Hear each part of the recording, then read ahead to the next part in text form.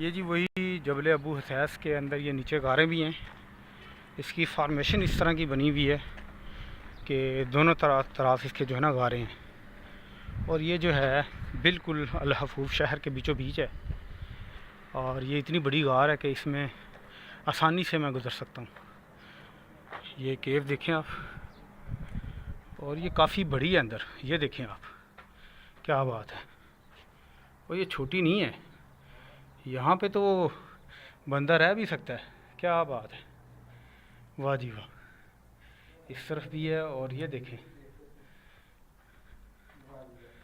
ये तो बहुत बड़ी गारें हैं। ये देखें जी, इस तरफ भी है कॉरिडोर इसका पूरा। मैं आपकी इधर भी लेके चलता हूँ। और क्या बात है, क्या बात है। ये मेरे ख्याल में दूसरी तरफ इसका रास्ता भी निकलेगा। ये उसी अबू हसैस के अंदर बनी हुई गारें हैं। और ये देखें जी, क्या बात है। सामने ये देखें, ये मैं जी दूसरी तरफ आ गया हूँ। बड़ी खूबसूरत फॉर्मेशन है ये इसकी। और ये देखिए, इधर भी गारें हैं। ये बहुत बड़ी है,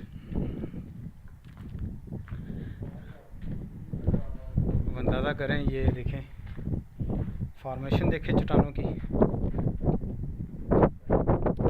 इस तरफ मेरे ख्याल में हम बाहर की तरफ चले जाएंगे। ये एक पूरा राउंड विजिट हो जाएगा। ये आप देख सकते हैं, ये कम अज़ कम 12 से 13 फुट ऊँची गारें हैं। इधर इस तरफ ये हम बाहर आ जाए। हाँ जी, ये देखिए इस तरफ भी हैं। अब बड़ा खूबसूरत मंज़र है जी ये देखें, इस तरफ ही अंदर जो है ना वो बनी हुई है कार्विंग्स। ये इधर भी, ये बड़ा ज़बरदस्त पिकनिक पॉइंट है। अगर बंदे के पास जो है ना वो चटाइयाँ वगैरह हों तो रात को अंदर डेरे लगाए जा सकते हैं। और बड़ा ही पुरसकून माहौल है इधर। लेकिन ये याद रखिए, जब भी आप सऊदी अरब में हों, आपने इस चीज़ का ख्याल करना है कि वीकेंड ना हो। वीकेंड इनका जो है वो जुमा और हफ्ता है, नहीं तो आपको तल दड़ने की जो है ना वो जगह नहीं मिलेगी। ये जी उधर से हम आए थे, ये ऊपर वही रॉक अबू हसैस, जबल अबू हसैस। और यही वो दाना आगा जी जिसे मैं आपको लेके आया था। देखिए कितनी फार्मेशन, अगारों का पूरा चक्कर है यहाँ पे लग के आ गया। चलते ही आगे देखते हैं और क्या है लफूफ में।